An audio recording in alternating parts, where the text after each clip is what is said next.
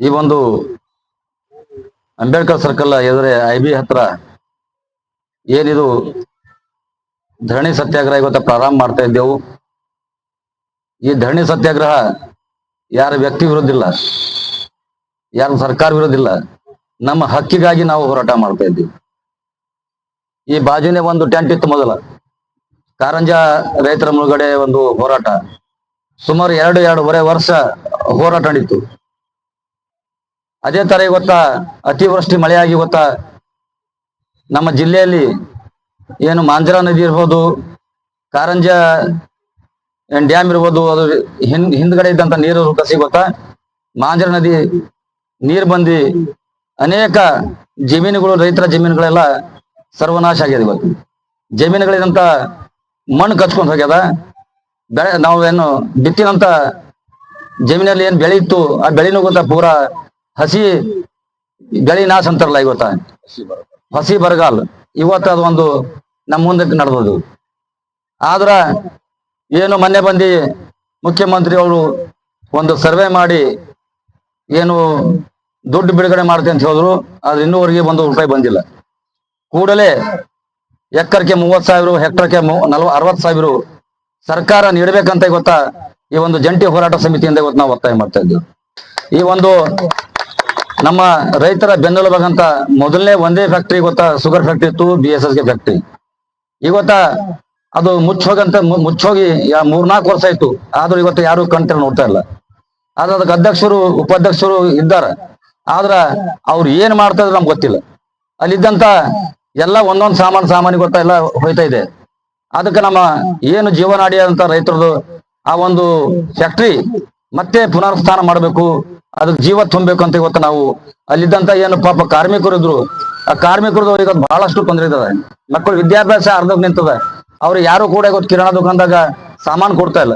ಅಂತ ಒಂದು ತೊಂದರೆ ಇದ್ದಂತ ಕಾರ್ಮಿಕರಿಗೆ ಕೂಡ ನ್ಯಾಯ ಕೊಡಬೇಕು. ಮತ್ತೆ ಆ ಫ್ಯಾಕ್ಟ್ರಿ ಮತ್ತೊಮ್ಮೆ ಚಾಲೂ ಮಾಡ್ಬೇಕಂತ ಇವತ್ತು ಸರ್ಕಾರ ಮೇಲೆ ಒತ್ತಾಯ ಮಾಡ್ಲಕ್ಕ ಇವತ್ತ ಎಲ್ಲರೂ ಕೂಡಿ ಒಂದು ಜಂಟಿ ಹೋರಾಟ ಸಮಿತಿ ಮಾಡ್ತಾ ಇದ್ದೇವೆ. ಈ ಒಂದು ಹೋರಾಟ ಸಮಿತಿಯಲ್ಲಿ ಇವತ್ತ ನಾನು ಮುಂದಾಗಬೇಕು. ಜಾತಿ ಸಮೀಕ್ಷೆ ಸಂದರ್ಭ ಸ್ಕೂಲ್ ಕಾಲೇಜುಗಳನ್ನು ಮುಗಿಸಿ ಮಾಸ್ಟರ್ಗಳಿಗೆ ಜಾತಿ ಸಮೀಕ್ಷೆ ಮಾಡಕ್ ಶುರು ಮಾಡ್ಯಾರ. ನಾವು ರೈತರು ಮುಳುಗಡೆ ಆಗಿ ಜಮೀನಿಗೆ ಬಂದಿರ್ತಕ್ಕಂಥ ತುತ್ತು ಹಾಳಾಗಿ ಹೋಗ್ಯದ. ಬರಗಾಲದಾಗ ತುತ್ತಾಗಿ ನಮ್ಮ ಹೋದವರು ಹೇಳಿದ್ರು, ಎಷ್ಟೋ ಜನರು ಕಾರ್ಮಿಕರ ಮಕ್ಕಳಿಗೆ ಫೀಸ್ ಕಟ್ಲಕ್ಕ ರೊಕ್ಕ ಇಲ್ಲ, ಅವ್ರ ಮಳೆಗೆ ಹೆಣ್ಮಕ್ಳು ಲಗ್ನ ಮಾಡಕ್ ರೊಕ್ಕ ಇಲ್ಲ, ಅವ್ರ ಉಳ್ಳಕ್ ಊಟಕ್ಕೆ ಅನ್ನಕ್ಕೆ ಪರಿಹಾರ. ಸುಮಾರು ವರ್ಷದಿಂದ BSS ಫ್ಯಾಕ್ಟ್ರಿ ಬಂದ್ ಆಗ್ಯದ. ಅಲ್ಲಿ ಕೂಲಿ ಮಾಡಿರ್ತಕ್ಕಂಥ ಕೂಲಿ ಕಾರ್ಮಿಕರಿಗೆ ಪದ ದುಡ್ಡು ಹಾಕಿಲ್ಲ. ಇಂತ ಅನ್ಯಾಯ ಸರ್ಕಾರಿ ಕಡೆ ಗಮನ ಹರಿಸಬೇಕು. ಮುಖ್ಯಮಂತ್ರಿಗಳು ಬಂದು ಸಮೀಕ್ಷೆ ಮಾಡ್ಕೊಂಡು ಹೋಗ್ಯಾರ. ಇನ್ನೂವರೆಗೆ ಘೋಷಣೆನೂ ಇಲ್ಲ, ಯಾರ ಕೈಲಿ ₹5 ಸಿಕ್ಕಿಲ್ಲ. ದಯಮಾಡಿ ನಾವು ರೈತರು ಎಲ್ಲರೂ ಎಲ್ಲಾ ಸಂಘಟನೆಯವರು ಒಕ್ಕೂಟಾಗಿ ರೊಚ್ಚಿಗೆ ಆಗ್ತಕ್ಕಂಥದನ್ನ ಅವರು ತಾಳ್ಮೆಯನ್ನ ಪರಿಗಣಿಸಬಾರ್ದು, ಪರೀಕ್ಷೆ ಮಾಡಬಾರ್ದು.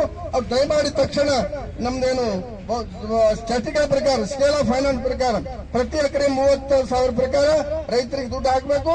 ಮತ್ತು 60 ವರ್ಷ ಮೇಲೆ ನಡೆಯತಕ್ಕಂಥ ಎಲ್ಲಾ ಕೂಲಿ ಕಾರ್ಮಿಕರಿಗೆ ಮತ್ತು ರೈತರಿಗೆ ಪಿಂಚಣಿಯನ್ನು ಕೊಡಬೇಕಂತ ಹೇಳಿ ಮುಖಾಂತರ ಹೇಳ್ತೀನಿ. ಸಮಯ ಕೊಟ್ಟಿರಿ ನೀವೆಲ್ಲರೂ ನಾನು ಮಾತಾಡಿದ್ದಕ್ಕೆ ಬೆಲೆ ಕೊಡ್ತೀನಿ ಅಂತ ಹೇಳಿ ನಾನು ತಿಳ್ಕೊಂಡು ನನ್ನ ಆತ್ಮ ಮುಗ್ತೀನಿ. ಜೈ ಹಿಂದ್, ಜೈ ಭಾರತ್, ಜೈ ಕರ್ನಾಟಕ.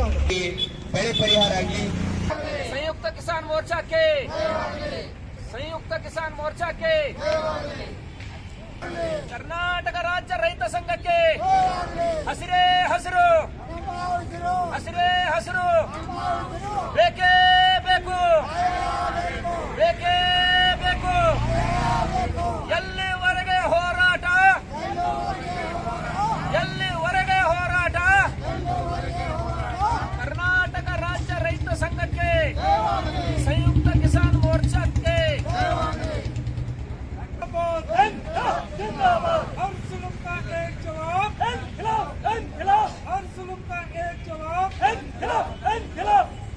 ಬೆಳೆ ಹಾನಿಯಾಗಿ ಏನು ಸಿಕ್ಕಾಪಟ್ಟೆ ಹಾಳಾಗಿದೆ ರೈತರು. ಏನು ಅತಿವೃಷ್ಟಿ ಅಂತ ರೈತರು ಇವತ್ತು ಕಂಗಾಲಾಗಿದ್ದಾರೆ. ಸುಮಾರು ಎಕರೆಗೆ ಮಿನಿಮಮ್ 30,000 ರಿಂದ 40,000 ರೂಪಾಯಿ ಬಂಡವಾಳ ಹಾಕಿ ಇವತ್ತು ₹1 ಹಿಂದಿರುಗದಂತಾಗಿದೆ.